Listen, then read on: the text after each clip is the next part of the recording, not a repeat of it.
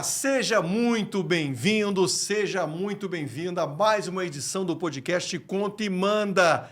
Já deu para perceber que eu estou numa posição diferente hoje aqui, ó. Já eu vou apresentar o nosso convidado e o meu parceiro hoje aqui para esse bate-papo no Conta e Manda. Aproveita então e ative aí o sininho para receber todas as nossas notificações, não só aqui no YouTube, mas também em todas as redes sociais.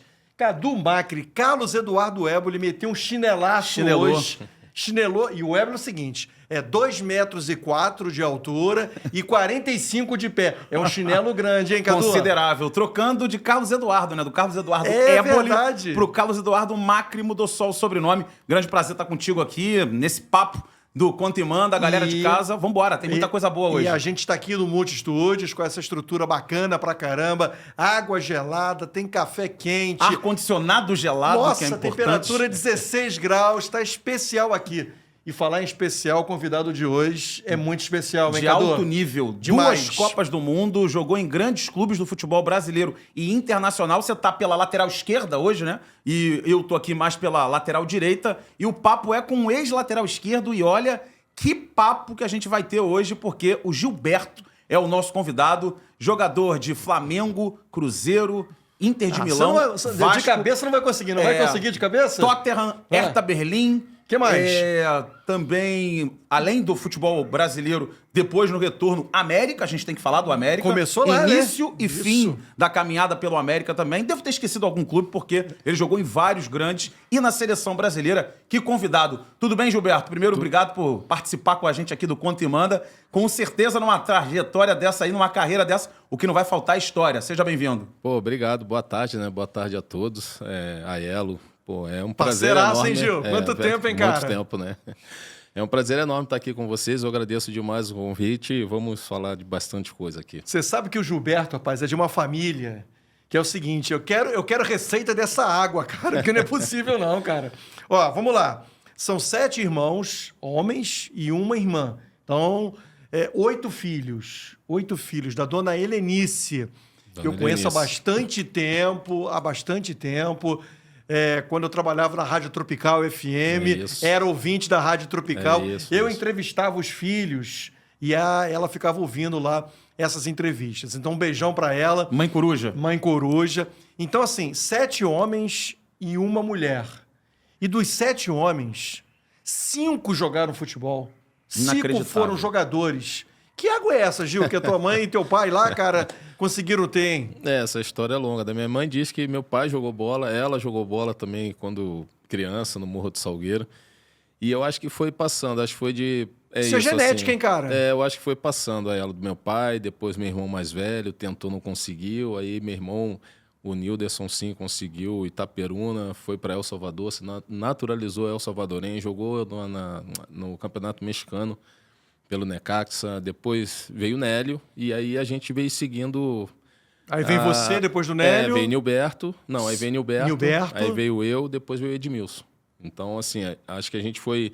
Tanto que o apelido Marreco, né, assim, a gente... Era o apelido do meu irmão mais velho, passou pro Nélio por conta do futsal, né, por conta de uma seleção que foi disputar uma Taça Brasil, isso acho que foi em 80 e alguma coisa, 85 talvez, e que tinha Djalma, que tinha ali...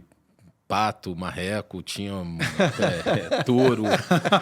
Tinha um monte. Então tinham vários jogadores e aí o meu irmão, como Marreco, acabou migrando pro futebol de campo e eu acabei herdando, né? Então aí veio eu, depois Marreco no futsal, depois foi pro Flamengo. Aí o Edmilson também entrou como marrequinho, e aí depois, enfim, como é que se diz aí, a geração acabou aí. Todos começaram no futsal? Todos começaram no futsal? E qual é a importância do futsal para você, de uma forma específica, para ter sido jogador de futebol? Assim, eu amo futsal, né? Eu até hoje assisto jogos de futsal, eu acompanho. Enfim, estava agora no Flamengo lá e estava trocando direto com o Ricardo, que era o coordenador também, que inclusive é uma pessoa especial. Assim, eu acho que o futsal, ele te dá algumas técnicas que o futebol de campo não dá, um domínio com a sola do pé, por exemplo, o pensamento rápido num espaço curto, e hoje a maioria dos treinadores fazem muitos joguinhos de campo reduzido. E eu acho que isso ajuda muito no pensamento, na tomada de decisão. Então, acho que o futsal, ele tem, assim, a introdução, né? E eu sempre falo isso para os pais, às vezes eu encontro, pô, meu filho, Gilberto, tem 8 anos, joga pra caramba. Eu falei, meu filho, deixa ele lá no futsal até os 12. E isso é um processo que o próprio Flamengo e alguns clubes grandes fazem, né? O atleta entra ali com 8, 9 anos, ele fica até os 13 anos no futsal e depois ele migra para o campo.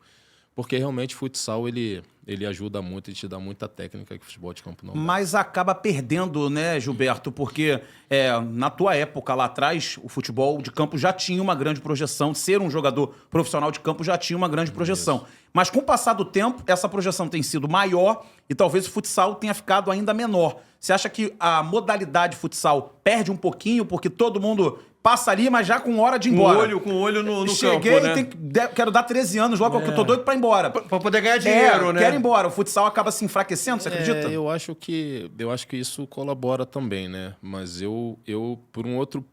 Olhando por um outro ponto, né? A gente tinha muito... Por exemplo, tinha muito terreno baldio, tinha muitos campinhos, né? De terra batida, pouca grama, né?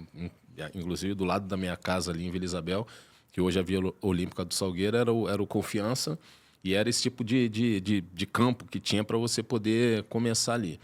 Hoje, com essa especulação, aí a gente já falou isso muitos anos atrás, e que até hoje ainda ela vem reduzindo ainda mais isso que a gente está comentando, que é essa especulação imobiliária. Ela acaba comprando aquele terreno, levanta prédio, você não tem mais campo hoje, até para o menino ele ter essa tomada de decisão. Perfeito. Porque antes o garoto levava a bolinha, chegava no terreno ali, aquela confusão, separava os times e ele tinha que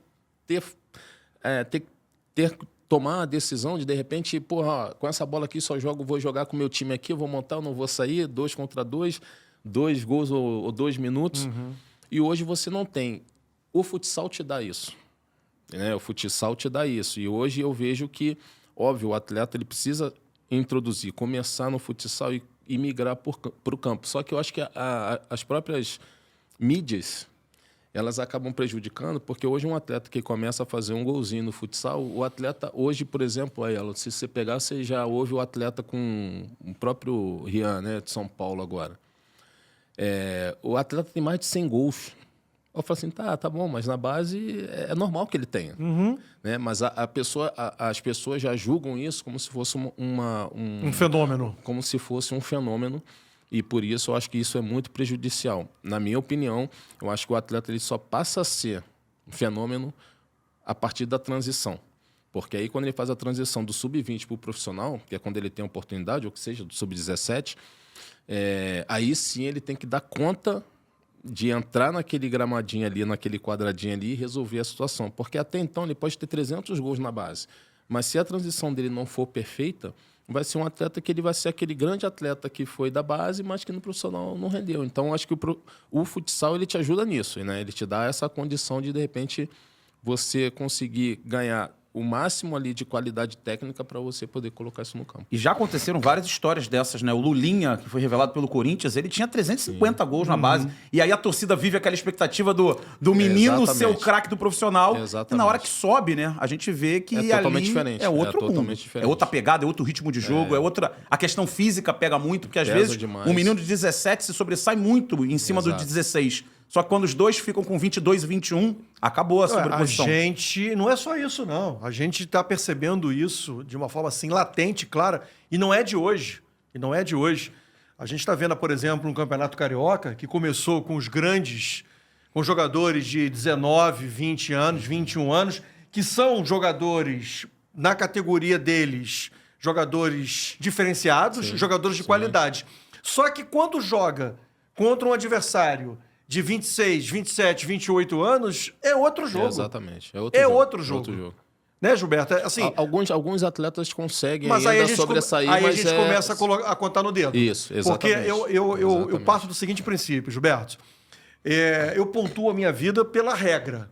Eu não pontuo minha vida pela exceção. É isso. Porque senão, gente, a gente não tem parâmetro. parâmetro. Está perdido. Então. Porque quando eu levanto essa discussão, tem sempre alguém que levanta o dedo e fala assim, mas o Neymar... O Estevão, o Endrick... Peraí, gente. É um de 10 em 10 anos. Aí eu falo assim, vamos lá. Se você isso conseguir aí. juntar... Pega um espaço, por exemplo, de 5, 10 anos. Se me apontar 10... Do goleiro ao ponto esquerda. A gente começa já, um time, faz um time, aí começa Neymar, tem o Endrick, aí tem Robinho, tem Diego, aí começa, Não tô lembrando agora. Não tô lembrando agora. Então, eu acho que não vale para discussão. E aí, em cima disso, você teve recentemente trabalhando na base do Flamengo, como coordenador do Sub-20 do Flamengo, e eu queria a tua opinião como ex-jogador de futebol e também como um profissional já da área. O que está acontecendo na base? E aí, Gil, não estou falando na base do Flamengo, não, tá? Estou falando na base dos clubes brasileiros. A gente está vendo uma deformação de jogador e não uma formação. Por quê? Porque o clube grande tem que ganhar título. E aí chega na base...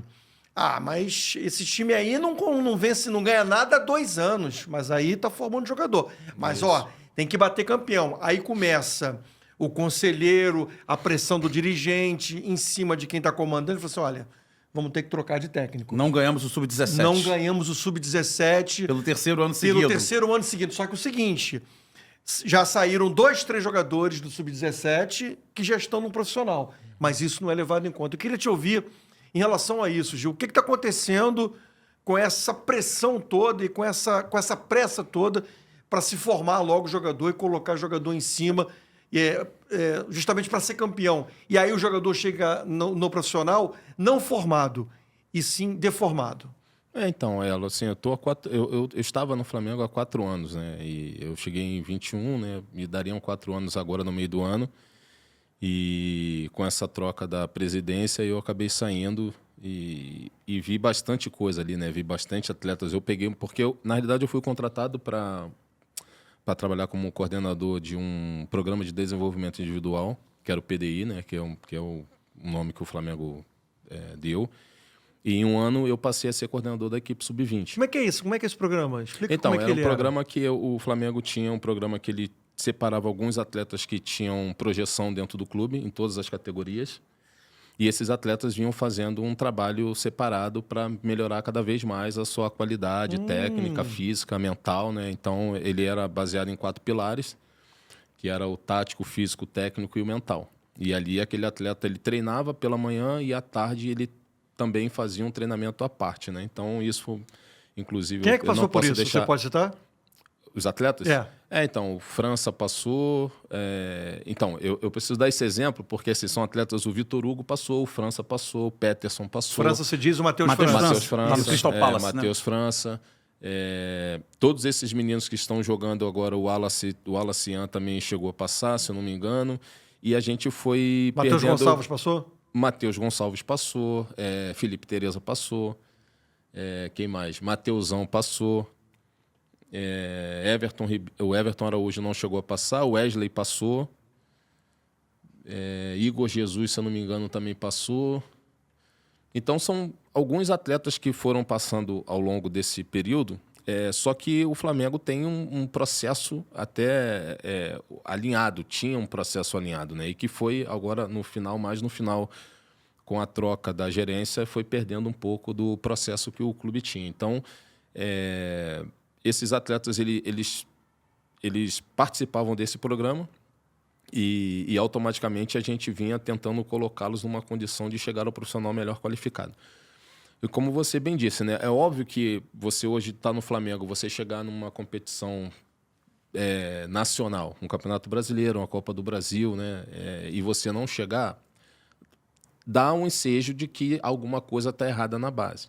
Só que a nossa função, pelo menos eu pensava como coordenador, você precisa formar jogador, independente do resultado. Mas você estando no Flamengo, você não pode pensar numa formação sem pensar na vitória. Você, assim, eu vou formar o atleta, mas vou formar um atleta que nunca ganhou nada na base. Você não forma a cultura de campeão. De campeão. Você não forma que hoje, né, está se falando muito nessa questão do DNA do Flamengo, porque uma vez eu fiz até uma palestra para os meninos, colocando uma fala do Zico através de um podcast que ele dizia que o Zizinho que tinha ensinado a ele, falando que o Flamengo, a torcida não quer o jogador só técnico, não, tem que, sujar o calção, tem que dar carrinho e tal, porque isso era uma fala do Zico. O Zico, maior ídolo do clube, o cara que hoje é referência. Então, assim, era um cara que conseguiu entregar o que ele entregou para o Flamengo, mas tinha essa mentalidade. Eu sou o camisa 10, eu sou o cara que cobra falta, que dou passe-chave para um monte de atleta, mas eu também tenho que dar carrinho. E isso eu tentava colocar isso para os meninos. Óbvio que alguns você consegue fazer com que eles te ouçam e outros acham que já sabem muita coisa. E é normal, muito por conta do que tem em volta da agência que gerencia essa carreira do atleta. Muitas das vezes o cara ele diz que o menino ele é muito bom, que ele é um fenômeno e tal, e a gente ali no dia a dia a gente vê que não é, que ele precisa, que ele pode até chegar a vir formar um fenômeno, mas que ele precisa melhorar alguma coisa e às vezes ele não quer ouvir. E é normal, são atletas que hoje têm mais seguidores que eu, por exemplo. Nós três juntos. Nós três juntos, tá? Não é só você não, nós três juntos. E que eles precisam também dar essa satisfação para essas pessoas que acompanham, e é o normal a ela. Eu acho que hoje esse processo é normal. Só que quem esteve lá dentro, quem jogou, né, quem conhece você... Pô, preciso falar porque você pegou o Flamengo ali na Gávea, você fazendo entrevista atrás da gradezinha ali. Hoje não, hoje você tem entrevista coletiva, você tem o período até mudou completamente o formato. E eu acho que isso também, de uma certa forma, pressiona alguns treinadores, né? Então eu sempre falava isso lá para os meninos, que assim, eu não dependo do Flamengo, não dependo do Flamengo. O Flamengo, para mim, era uma forma de poder voltar a trabalhar com o futebol, de poder colocar as minhas ideias naquilo que eu acredito. E eu acho que eu consegui durante esses 3 anos e meio. Tu pode me perguntar, pô, Gilberto, foi legal ter vencido Brasileiro em 23, Sub-20, Libertadores, o Mundial, pô, legal pra caramba. Mas o que mais me deixa feliz é de ver um desses meninos atuando no profissional e atuando bem. Porque é para isso que eu, na realidade, fui contratado. Sim. Não era, obviamente, para levantar título, nem nada. Mas você você trabalhando no Flamengo, é óbvio que você tem que entregar isso também. Então, acho que isso, de uma certa forma, acaba prejudicando, porque esses treinadores eles não conseguem, muitas das vezes, entender que tem ali um sub-10, sub-11, sub-12. Eu acho que essas categorias, realmente, você não precisa vencer. Eu acho que é você ensinar o garoto a dominar uma bola, com a parte interna, a parte externa do pé, bater de pé direito, bater de pé esquerdo. E isso, ok. Nessas categorias menores, até o sub-15 eu acho que é ok. A partir do 16 é performance. 16, 17, tudo isso é performance. Eu te ensino aqui do 8, do sub-8, sub-9, sub-10, sub-11, até chegar ao 15, para que no 16 você comece a me entregar também, para que você consiga performar. E eu acho que, em alguns momentos, isso fica um pouco... como é que eu vou te dizer? Fica um pouco distorcido, porque o treinador ele vai com muita pressão para uma determinada competição, porque ele precisa vencer. E aí ele acaba, de repente, não dando a oportunidade de um atleta render, talvez, da sua melhor forma, porque ele também quer vencer. Aí ele transfere a responsabilidade um pouco pro atleta também, da pressão, né? Ó, estão me cobrando de cima, então eu vou cobrar você. Eu cobrar aqui também, entendeu? Então, eu acho isso, assim, que é o que eu falo, assim, se você for parar para pensar, por exemplo, nos outros países, e que não há talvez essa cultura nossa também, que eu acho que é prejudicial, que é a dança das cadeiras, né? Que você vê o treinador saindo aos montes. Na Olimpíada, se não me engano, aqui no Brasil, a seleção foi para a final com a Alemanha, ganhou nos pênaltis, né? O gol do Neymar. E o treinador da Alemanha estava lá há mais de 35 anos. Eu não me lembro agora o nome do treinador, né? Então, assim, porque o cara enxerga que, além do cara não ter ganho tudo, mas o cara está entregando trabalho, ele está entregando processo. Está formando os jogadores. Ele está formando jogadores e tal. Você diz o técnico da Alemanha que ganhou do Brasil e aqui que perdeu para o Brasil. Mesmo perdendo, continuou. A seleção da Alemanha jogou com a seleção sub-23. Verdade. E a seleção brasileira jogou com jogadores como Neymar, Oscar. Então, assim, é isso que eu digo. Então, assim, o cara acredita no trabalho que o cara está fazendo e segue naquilo ali. Assim, você pode até mudar uma coisa ou outra, mas se o cara está formando, se o cara está entregando, eu não vejo por que mudar. Então, acho que isso acaba prejudicando um pouco essa condição da formação, porque o treinador fica meio que pressionado também. Fica refém do resultado. Eu tenho uma expressão, eu uso uma expressão, eu já falei aqui no Conte Manda, Já falei na Rádio Globo, na Rádio CBN, já falei no Sport TV, no Redação, já falei nas minhas redes sociais. E aí eu queria, sempre que eu falo, eu peço para alguém repercutir, né? Se pensa da mesma maneira, se acha que, de certa maneira, isso está influenciando e vem influenciando anos e anos na formação dos jogadores do Brasil. A expressão que eu digo é o seguinte, é a soberba do pentacampeonato. Eu acho que nós, brasileiros, de certa maneira, nós temos essa soberba do tipo, somos o único país do mundo pentacampeão. Não temos nada a aprender, Não temos nada a aprender. Eles que têm que aprender com a gente. Eu sei que a nova geração pensa já diferente, mas eu acho que existe ainda uma geração mais antiga, mais tradicional, que ainda tem voz e vez no futebol brasileiro, que acaba colocando isso, tentando colocar isso em prática e, de certa maneira, deixando, né, que o futebol brasileiro se desenvolva mais. Você acha que nós, brasileiros, temos essa soberba? A gente acha que futebol, quem sabe de futebol é o Brasil e não, por exemplo, os outros? Assim, eu acho que pode ter... São vários os fatores, né, para que a gente hoje chegue nesse nível, talvez que a seleção esteja, né? O futebol brasileiro também, né? Eu acho que são vários os fatores que influenciam. Por exemplo, acho que o cultural é o principal, né? Você vai pegar um treinador na Alemanha, Holanda, França, Inglaterra, tudo que o cara faz, ele consegue escrever, ele consegue colocar isso organizado num livro e tal, ele consegue depois passar isso para as pessoas e tal. E a gente tinha uma cultura que não era bem essa, né? A cultura era assim, eu tenho fulaninho, beltraninho, ciclaninho, eu tenho Pelé, Garrincha e Tostão. Eles se viram lá dentro. Eles se viram e a gente vai ganhar, e assim, por muito tempo, a gente... Por muito tempo ganhou. Funcionou. Por muito tempo funcionou. Né? E isso virou verdade. Não, e vamos lá. Você está falando aí de Garrincha, de Tostão e de Pelé. Vamos lá. Teve Romário, teve Ronaldinho Gaúcho, teve Ronaldo Fenômeno. É isso. Eu tô falando. Isso virou verdade. Sim. Então eu tenho 3 craques aqui, eu vou botar eles lá e eles vão resolver. E eles resolviam mesmo. Só que, por outro lado, os caras, eles vieram também enxergando de forma diferente o futebol. E hoje você tem jogadores brigando aí para serem os melhores do mundo. Eu acho que sempre teve, mas jogadores que não eram tão qualificados tecnicamente quanto os nossos. Mas você tinha os atletas ali europeus, né, brigando para ser o melhor do mundo, mas você sempre tinha um jogador brasileiro ali, né? Hoje a gente já não tem tanto. A gente hoje tem um Neymar ali, mas a gente não tem tantos jogador assim como a gente tinha com o Romário, com o Ronaldo Fenômeno, Ronaldo, Kaká, todos esses jogadores eles diziam e era 2, 3 nomes ali para disputa.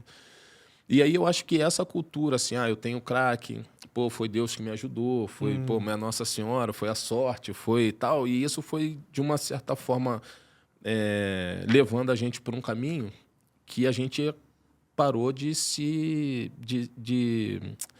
atualizar.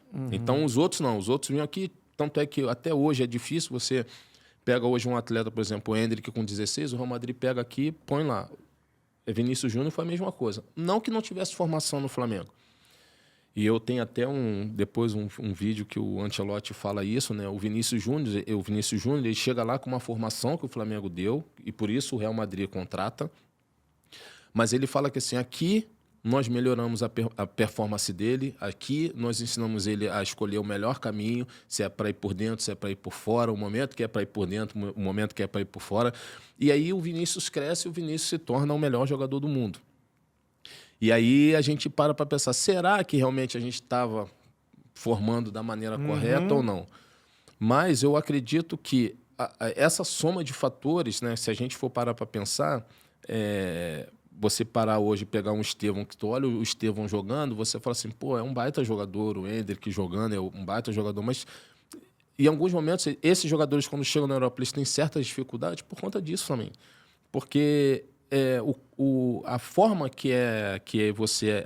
a forma que é colocada para eles, para que eles possam aprender, ela é totalmente diferente daqui. Então, o Diego já deu essa entrevista dizendo que muitas vezes a gente passa Diego Ribas.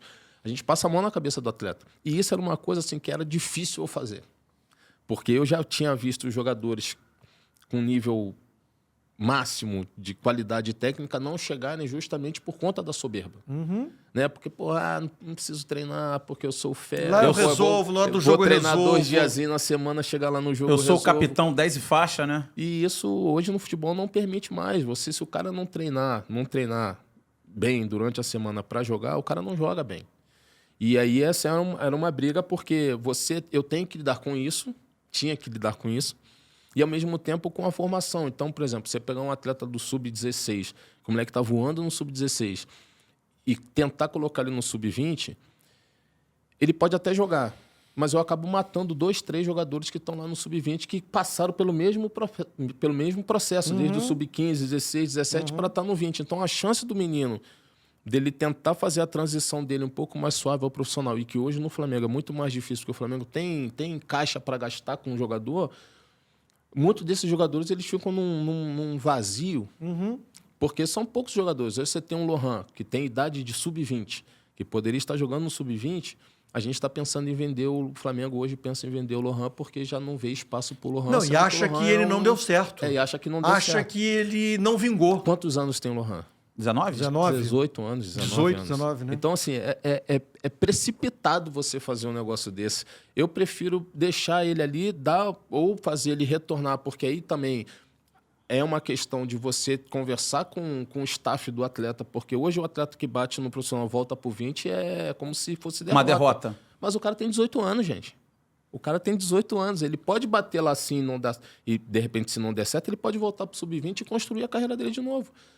Só que, assim, é isso. Aí você precisa fazer dinheiro, você tem que, né, de uma certa forma, eu preciso talvez vender para contratar um cara não com pode perder a oportunidade, maior, de repente. Para contratar o cara pronto, né? Você até falou sobre isso. O cara pronto. E era essa pergunta que eu queria te fazer dentro desse contexto. Times como... No caso do Palmeiras, não, por incrível que pareça, porque o Palmeiras mesmo coloca jogador da base e mesmo assim contrata jogador ao mesmo tempo. Mas o Flamengo parece viver um fenômeno diferente, né? O Flamengo revela muito jogador, sempre teve aquele slogan, né, de craque o Flamengo faz em casa. Só que na hora de jogar, o craque da casa ele não joga. O Flamengo contrata, se a gente pegar aí o Flamengo campeão de 2019, quem era da base? Ninguém. Diego Alves, Rafinha, Rodrigo Caio, Pablo Mari e Felipe Luiz. Arão, Gerson, Everton Ribeiro, Arrascaeta, Bruno Henrique e Gabigol. Então, assim, em 19 não tinha ninguém da casa. Em 20 também não, em 21 um ou outro que entra. Ser da base, ser bom num clube grande que está comprando os jogadores prontos, talvez não seja um bom caminho para um jogador da base jogar num clube onde, na hora do vamos ver, eles vão contratar o Pedro. Eu sou o centroavante que estou bem, mas na hora do vamos ver, eles vão contratar mas você está falando uma coisa que tem razão, mas se você for parar para pensar, Paquetá jogou, Vinícius jogou. Mas antes do Flamengo muito rico, né? Então, exatamente. Mas esses jogaram e foram rápido. Porque, assim, se apresenta, joga, vai bem, vai embora. Mas, por exemplo, eu acho que é um pouco da cultura. No Santos, talvez, todos esses jogadores jogassem. Entendeu? Porque a maneira que a torcida também do Santos recebe, e por ter dado certo com o Robinho, Diego... Neymar lá atrás. Ângelo. Exatamente. Eu acho que eles conseguem receber melhor. Mas não que não tenha. Se você for parar para pensar hoje, o Everton Araújo, por exemplo, chegou no Flamengo já ali no primeiro ano de Sub-20. Igor Jesus. A gente fala de João Gomes. Então, são jogadores. João chegou com 8 anos no clube, né? E ele teve a oportunidade de jogar, jogou, foi bem e acabou sendo vendido também. Rápido. Então são jogadores que acabam... É o que eu sempre falo, né? O Flamengo tem um processo, e agora está mudando, obviamente, com o Boto, né? E eu acho até que as pessoas que estão sendo contratadas são pessoas capazes, são pessoas capacitadas. Cadu é um cara que, né, tem muita essa capacidade. E está tentando mudar. Então está enxugando bastante o número de funcionários, o número de profissionais, o número de atletas. Mas também não é tão simples assim você formar jogador. Não é tão simples. O Flamengo, a gente estava agora com uma carência muito grande de centroavante, por exemplo, de camisa 9, o atacante de referência. E a gente pensa que você tem ali na frente, hoje você tem o Pedro machucado e que o Felipe também está tendo dificuldade de encontrar esse 9 também. Então, assim, eu falo que são alguns fatores que ajudam. Mas são outros fatores também aí, a gente pode colocar aqui várias coisas junto desse pacote todo, que faz com que a gente talvez tenha hoje olhando de uma maneira diferente a ela. Então, a gente tem muito profissional que está estudando, tem muito profissional que está tentando ver futebol de uma forma diferente, que não é aquela coisa de falar assim, vou montar aqui com 3 atletas aqui, uma espinha dorsal, né, que se falava muito, vou botar ali, eles vão dar o jeito deles, eles vão conseguir chegar. Mas eu acho que isso, de uma certa forma, tenha colaborado, sim, essa coisa do pentacampeão. Deixa eu aproveitar um gancho que você falou, que o Flamengo está com dificuldade de um 9 com o Pedro machucado. E você também, falando de base, do que você viveu, a gente tem batido muito na tecla, ou até ouvido muito, que a base não está formando mais o 9 e nem o 10, né? Não tem mais o meio organizador, o pessoal fala, assim, talvez no imaginário do torcedor e até da própria crônica, sim, o 10 clássico é o Paulo Henrique Ganso. Quem é o Ganso menino? Não tem. Não tem. Assim, os meias, né, eles estão virando mais pontas, o cara que não é tão rápido e driblador não está tendo essa posição atrás do centroavante para pifar. E o centroavante não está mais sendo grandalhão. Ele está indo também com grande locomoção. Sim. A base está deixando de formar o 9 e o 10. Os meninos não querem mais jogar nessa posição. Os técnicos não querem mais essas características. Isso é uma outra... O que está acontecendo? Seria uma outra, talvez isso seria uma outra discussão. Ou o jeito do futebol a ser jogado, porque é aquela coisa do esquema tático. Porque se joga no 4-4-2, se joga no 4-3-3. Ou seja, o jeito de jogar também, não há mais espaço para o 10? Também ajuda. Eu acho que isso também colabora. Eu acho que assim, você chegar hoje para um menino e pedir para ele assim, você vai jogar de quê? Você joga de quê? A gente está tendo dificuldade hoje, por exemplo, de lateral direito e lateral esquerdo. Ninguém quer ser lateral esquerdo e lateral direito. O atleta, ele inicia como meia, ele inicia como atacante, ele inicia talvez como zagueiro. E ali é a percepção do profissional de tentar olhar ali e falar assim, acho que aquele menino ali, ele me dá um lateral esquerdo. Aquele ali, acho que me dá um lateral direito. E de você tentar conversar com o menino, conversar com os pais, conversar com o staff, porque hoje um atleta de 11 anos, ele tem staff. Já tem staff, né? E aí você convencer o atleta dele jogar naquela posição. O João, por exemplo, o João Vitor, Felipe Luiz está elogiando, o João era volante. Aí você tem ali um treinador, Léo Xeredi, que identificou ele no Sub-15, se eu não me engano, identificou que ele estava tendo dificuldade de jogar de volante, quando estava tendo dificuldade, colocou ele de zagueiro, ele cresceu.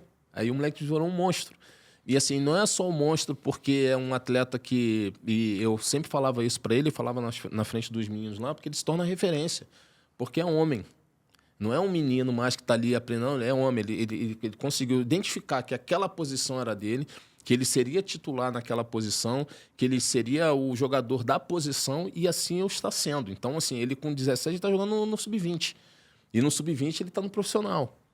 Então, não é tão simples você ter esse tipo de jogador que chega ali e você também consegue fazer com que ele entenda que é o momento dele, que ele tem que crescer e que no Flamengo, se ele não for daquela forma, ele não vai. Então, você está falando de esquema tático, que eu acho que, por exemplo, eu vi uma entrevista do André Balada, né? E que eu achei engraçado, mas é a realidade, você joga com 3 atacantes. Então, você joga com 2 pontinhos abertos lá, ele falou assim, esse cara não faz mais gol. Porque o cara recebe a bola na ponta, ele dribla para dentro e faz uma conchinha e vai lá do outro lado. Isso o cara joga com o pé trocado aqui. Então, o cara que é canhoto, joga pelo lado direito, ele corta para dentro, ele chuta, faz o gol. É o Robin, né? Que joga pelo lado direito e joga pelo esquerdo. E ele diz isso, eu não consigo mais jogar. Ninguém vai no fundo para cruzar. Ninguém dá mais bola para trás. Então, assim, aí ele falou isso e eu acho que alguns sistemas de jogo, ele colabora para isso também. Então, o garoto hoje ele quer ser ponta, porque ele sabe que recebe a ponta lá, ele recebe a bola na ponta, ele dá 2 pedaladinhas, corta para dentro, faz o gol e ele sai grandão. Ele não quer ser lateral.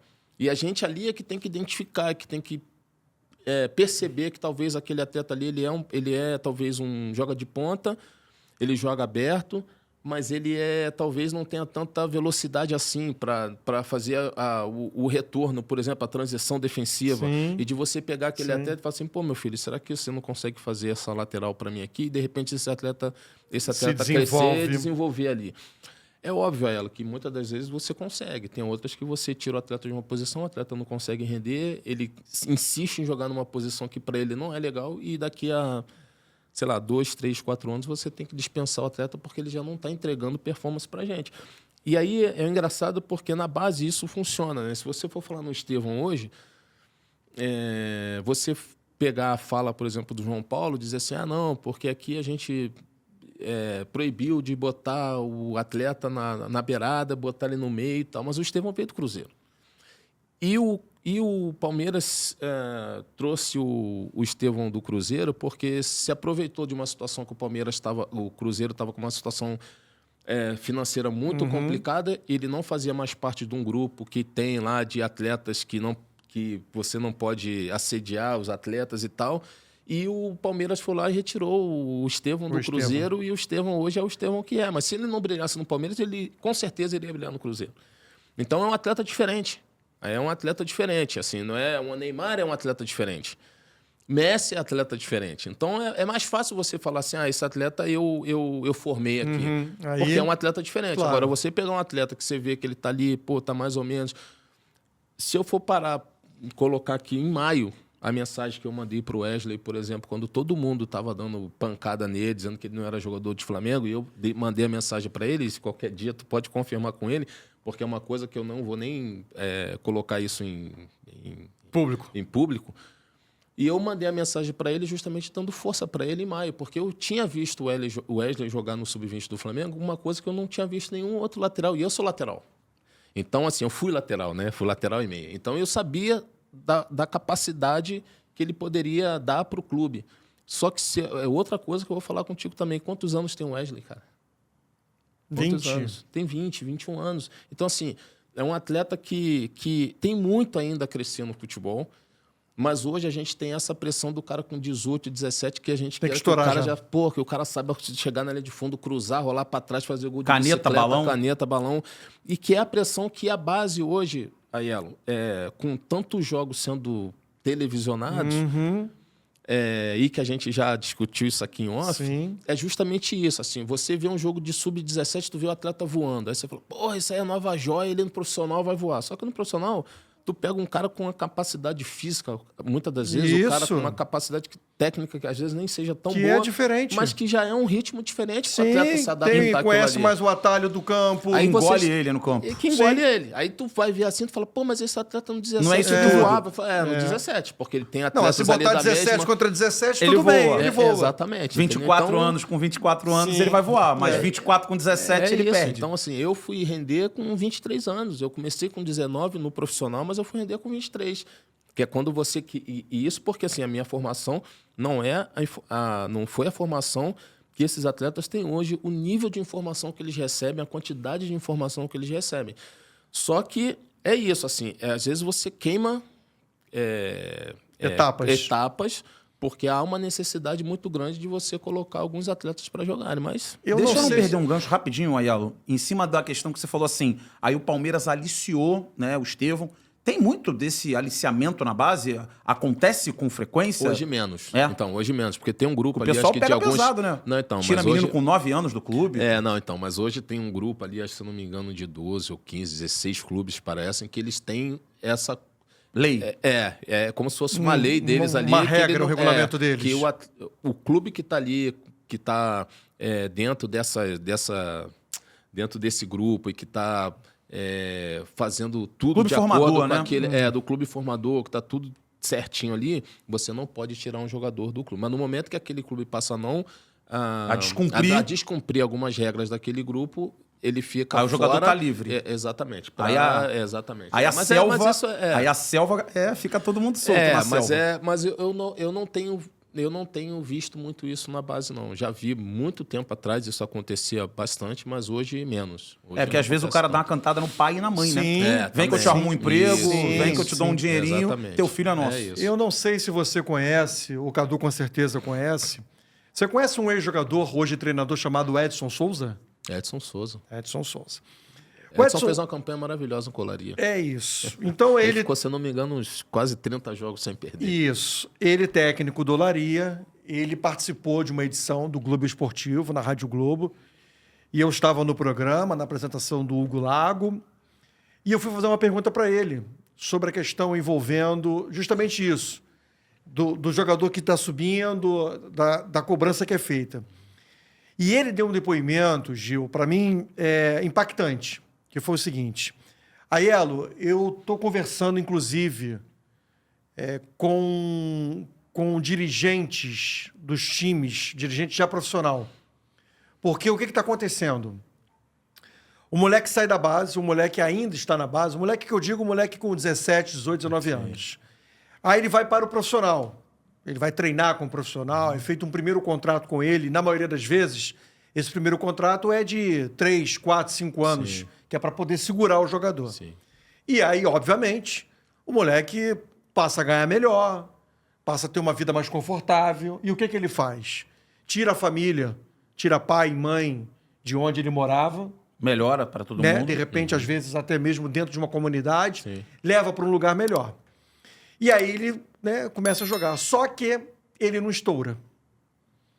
Ou seja, acontece aquilo, entre aspas, não estou dizendo que é o caso, que está acontecendo com o Lohan. Ou seja, começou bem, apareceu bem, e aí todo mundo, nossa, não sei o que, e tal, tal. Aí faz um contrato, melhora a vida, tal, tal, tal, e aí não consegue continuar. Sim.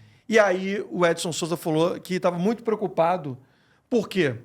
Porque esses jogadores estão começando a ter um problema sério de saúde mental. Por quê? Porque na hora que não estoura, o clube o que faz? Olha, vou ter que vender ou vou ter que te emprestar ou dispensar. Sim. E aí o seguinte, qual é o drama do moleque? O moleque tem que voltar para casa, falar para o pai, para a mãe... Vamos sair desse apartamento olha legal. Olha aqui, ó, a gente vai ter que voltar. Então... Frustração, né? Frustração, por quê? Porque ele está causando uma frustração, não é para ele, não. Uma frustração para os pais, Sim. que ele conseguiu dar uma vida melhor. Você chegou, claro, né? Sem dizer nomes, né? Porque isso é muito... Eu entendo que isso seja muito pessoal. Sim. Você chegou a ter esse tipo de percepção lá no Sub-20? Jogadores, por exemplo, que melhoraram de vida, mas não conseguiram ter uma sequência e entraram, de repente, com essa dificuldade de saúde mental? Então, assim, eu na minha função... Você já ouviu falar sobre isso? Mas nada, você já ouviu falar sobre isso? Existe, mas assim, eu na minha função, a minha conversa era direcionada a isso também. Mas é o que eu estou te falando, Ayala. Tem atleta que consegue ouvir, tem atleta que não quer ouvir, tem empresário que às vezes duro, né, cara? Conversa... Porque assim, a minha função não me permitia estar em contato. Você não podia direto, invadir muito, né? E nem estar em contato direto com o staff do atleta, com o empresário, com a agência e tal. Mas é óbvio que, por exemplo, e que todo mundo sabe que foi o Sávio, por exemplo, que descobriu o Wesley, por exemplo. Uhum. Né? Então, o Sávio jogou comigo, eu tinha tenho uma amizade com o Sávio, eu às vezes ligava pro Sávio. Já está marcado para vir aqui também. Então, não só o Wesley, mas o próprio Peterson também. Então, muitas vezes eu ligava pro Sávio, falava algumas coisas pro Sávio. E tem alguns outros empresários que são amigos também, não no meio da bola, mas que a gente acabou se encontrando, e eu também ligo para os caras e falo, pô, o atleta tá aqui, tá assim, assim, assim, assado. Porque, sem tentar invadir muito a privacidade do atleta também, né, Elo? Mas é um pouco isso, assim, a minha função ali era isso, era tentar mostrar que o Flamengo podia dar muita coisa para esses atletas, mas que se eles não caminhassem dentro daquele padrão ali, dentro daquela linha ali, eles poderiam também criar um problema muito grande para eles. O Flamengo, eu falo porque foi uma experiência muito boa, né? Eu não posso negar. O Flamengo tem, assim, inúmeras pessoas, inúmeros profissionais trabalhando ali dentro. Você tem pedagogas, você tem psicólogas trabalhando. Você tem um pessoal que trabalha durante a noite, monitores que ficam ali, que também dão muita força para os meninos lá, não posso deixar de mencionar isso. E tem o trabalho técnico, que é o treinador, que é o coordenador técnico, que é o preparador de goleiro, que é o preparador físico, que está ali mais no dia a dia, né? Então, isso tudo é passado para eles. Só que muitas das vezes o próprio staff do atleta entende que muitas das vezes é melhor fazer isso do que deixar o atleta, por exemplo, sei lá, o atleta que mora em Caxias ter que treinar todo dia em Vargem Grande. É um caminho muito grande que o atleta percorre, o atleta às vezes chega atrasado e a gente, com razão, precisa dar um puxão de orelha, precisa falar com o atleta, e aí, às vezes, é um atleta que tem já um certo nome na base e que você não pode deixar passar, porque você não pode passar a mão na cabeça do atleta que te entrega. Você perde os outros. E que você perde os outros. Então, o próprio staff entende que é melhor trazer o atleta mais próximo para o CT, e aí ele traz a família, com a perspectiva de que esse atleta vai se transformar, talvez, num novo camisa 9 do Flamengo, num novo camisa 10 do Flamengo, e às vezes isso não acontece. E aí é que bate justamente essa frustração, que aí é a hora que você tem que dar notícia. Eu passei pelo Flamengo, por exemplo, tenho que dar notícia para o atleta que, o clube não conta mais aqui com o teu trabalho e tal, acabou teu contrato aqui, pô, mas eu vou torcer pelo teu sucesso, assim, assado. E é difícil pra caramba, Yalo. Porque... Cai o mundo, né? Para um menino de 17, 18, 19 anos, tá vivendo ele tá um ali sonho. vislumbrando, exatamente, está vivendo um sonho e você tem que fazer. Infelizmente, a gente tem que fazer. Ossos do ofício. Mas isso, para mim, que fui atleta, você chegar ali, é como se você estivesse ceifando ali o sonho do atleta, entendeu? E eu sei que ele pode bater num outro clube, ele pode sair do Flamengo. E decolar. Pode decolar e voltar a jogar no Flamengo depois. Isso já aconteceu, muito. Entendeu? Então, assim, mas é difícil porque até o atleta conseguir entender, ele conseguir assimilar isso, o pai conseguir assimilar, porque às vezes o pai é flamenguista, doente.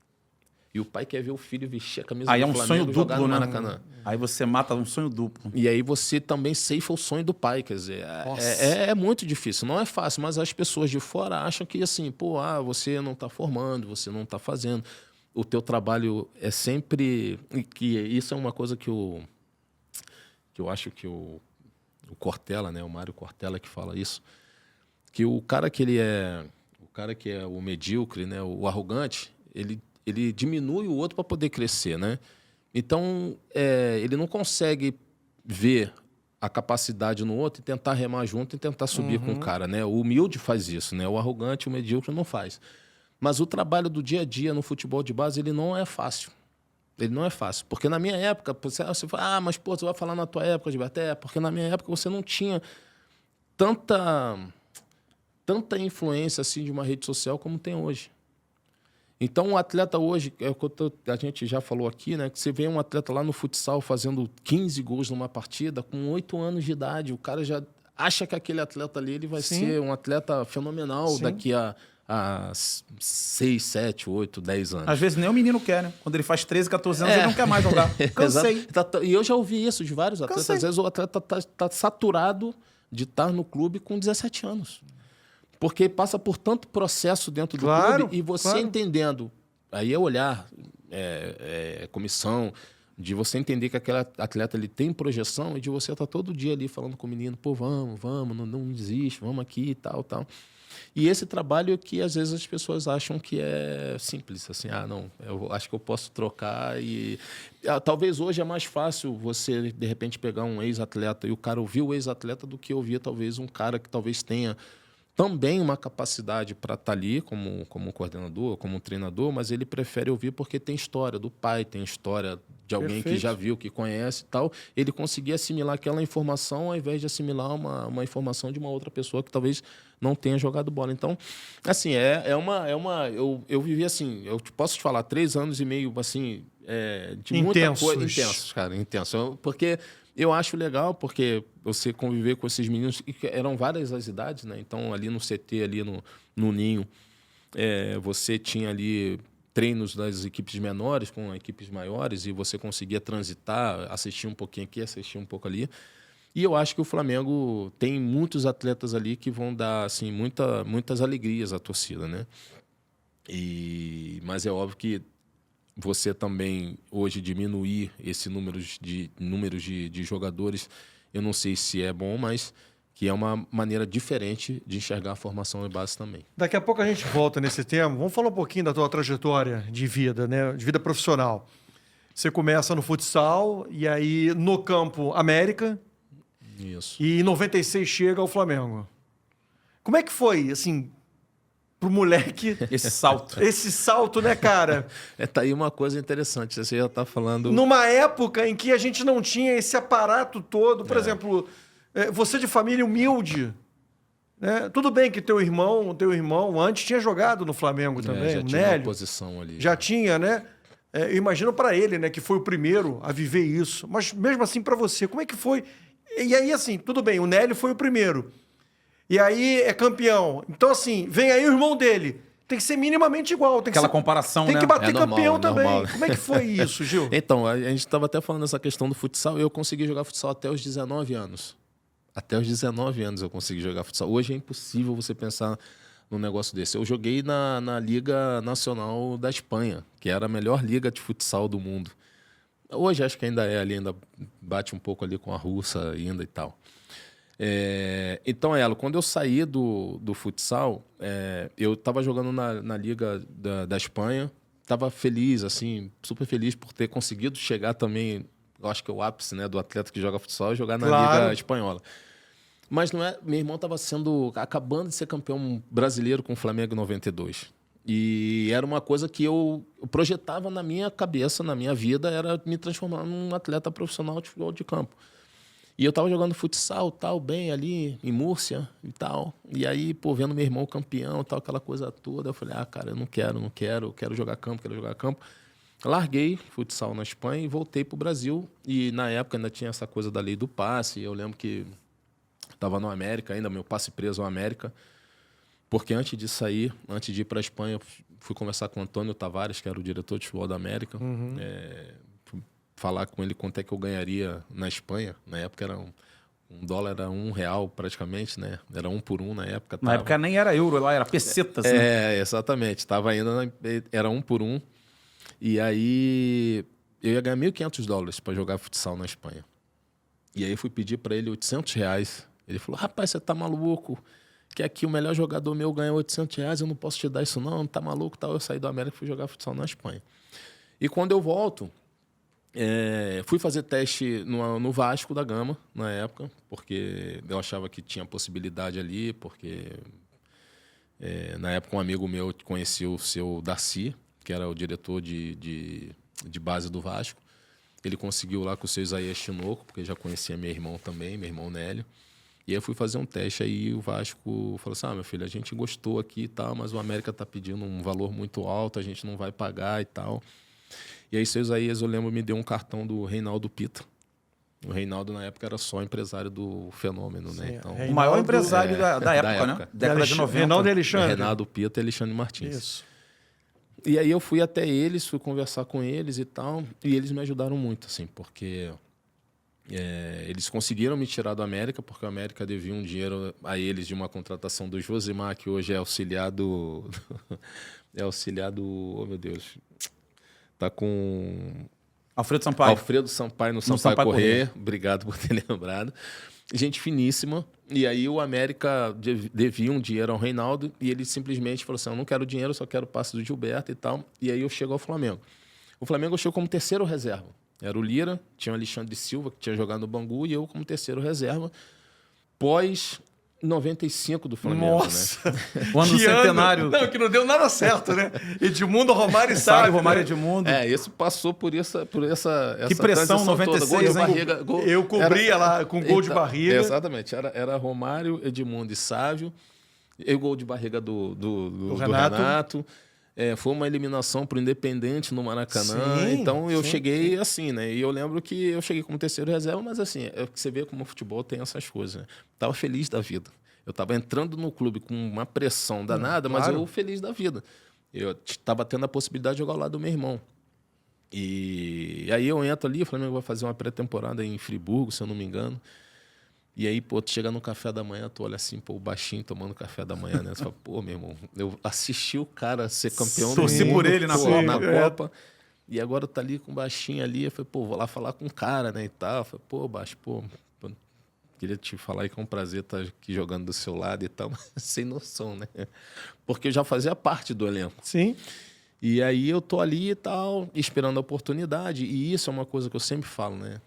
Eu acho que independente do tempo que você tem, né, em grupo, ou da idade que você tenha, você tem que estar bem preparado e esperar a sua oportunidade. E aí começou o campeonato, acho que era um torneio de verão, se eu não me engano, e o Flamengo não foi bem no início do ano. E o Lira, que já vinha de uma pressão de 95, também não foi bem. O Joel deu oportunidade para o Alexandre. E num jogo na Gávea contra o Bangu, acho que era o segundo jogo do campeonato estadual, o Joel me colocou como titular.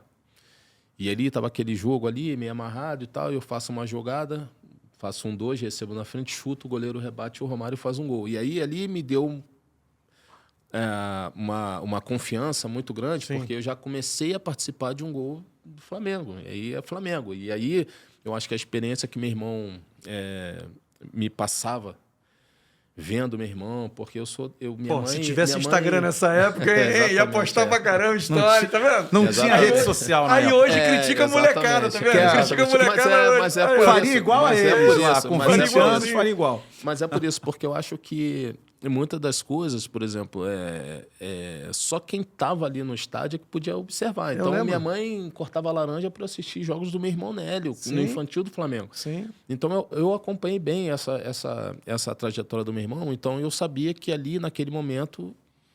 o quão era importante aquilo. Como era importante para mim naquele momento. E aí eu virei a titular e tal, e o Flamengo foi campeão invicto em 96. Eu até queria aproveitar que você falou do Romário, né? Assim, é uma figura sempre muito emblemática nos papos todos que tem. Exato. E muito jogador que jogou com ele, ou dupla de ataque, ou meia, ou lateral, tinha meio que a responsabilidade ou a obrigação de tocar 100% das bolas para ele. O gol que ele fez, pelo que você contou, você chutou no gol e deu rebote.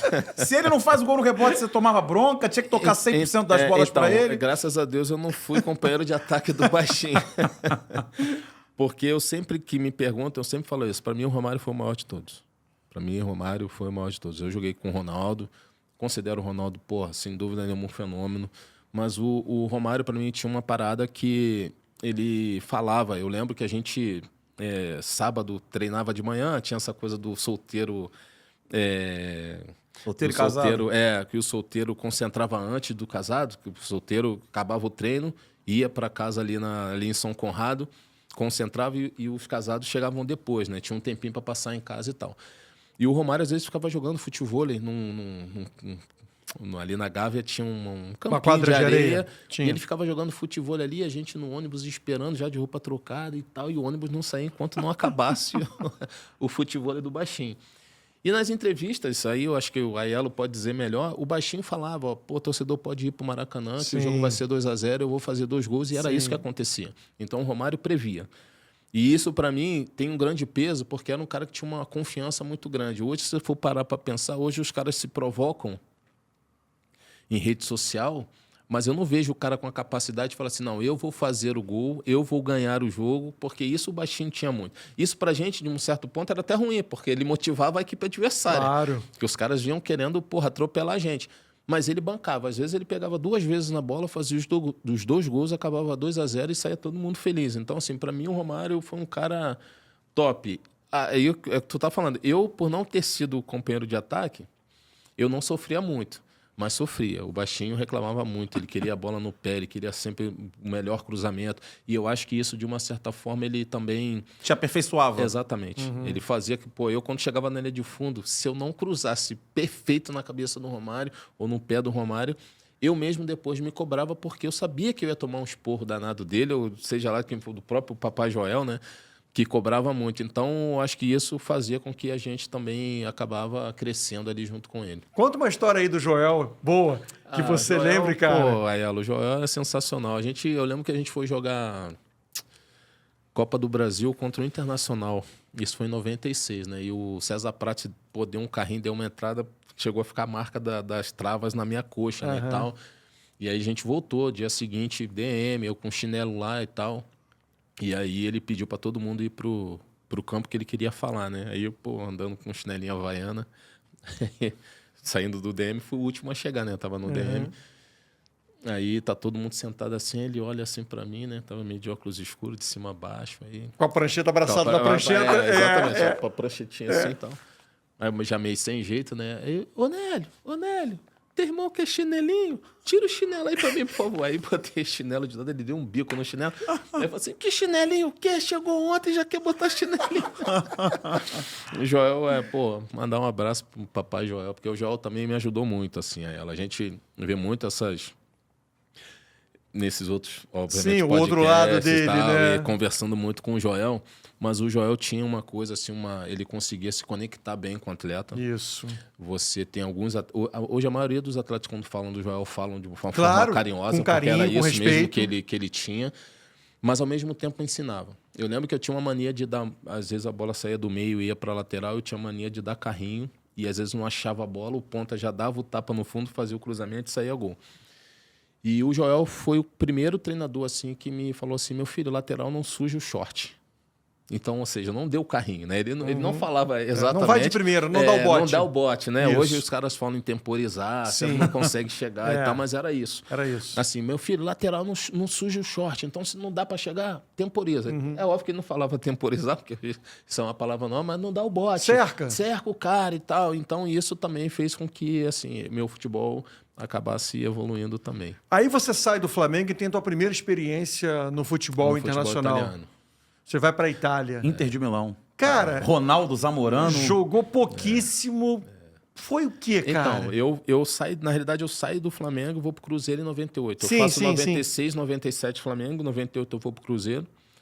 Cruzeiro em 98, ela de 5 competições, nós chegamos em 4 finais. Nós fomos para a final da Copa no Campeonato Brasileiro. Que ano é isso? 97? 98. A gente foi para a final do Campeonato Brasileiro, final da Copa do Brasil, final da Mercosul, final do Mineiro e a Libertadores ainda tinha um confronto direto de brasileiros. A gente acabou saindo para o Vasco e o Vasco foi campeão da Libertadores em 98. Para você ver como o time do Cruzeiro era top. Era o Paulo Autuori? Não, era o Levir Cooper. Já era o Levir Cooper.